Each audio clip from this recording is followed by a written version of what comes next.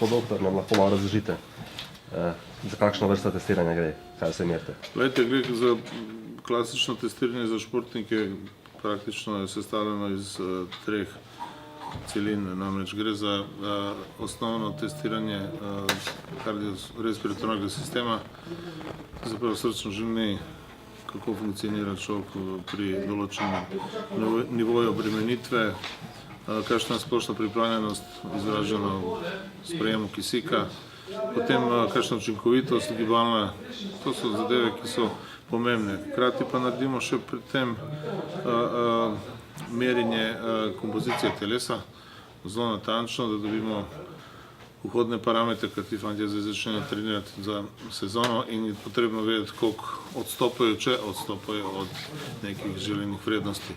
Vi iz teh protokolov lahko določite intenzivnosti za sistem vadbe oziroma kiroskopino, glede na pozicijo igri sodi njegova funkcionalnost. In če je funkcionalnost na zadostnem nivoju nesmisleno, potem neke ekstenzivne metode uporabljati, bolj intenzivnost pa moč, ker tega nikoli ni dosti. Drugo, kar je pomembno, vi rabite podatke o tem, koliko bo kdo recimo hitro regeneriral. In to je zelo pomembno, glede na to, da veliko število igralcev mislim, da ni podpisanih.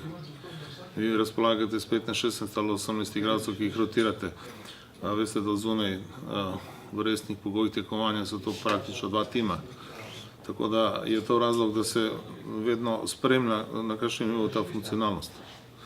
Tretje, kar je pomembno, je tudi dokazano večkrat, da ljudje, ki so relativno visoko pripravljeni v tem kontekstu, ki ga mi danes merimo, so tudi manj izpostavljeni poškodbam, padcem imunitete, nasploh so bolj zdravi, po domače rečeno.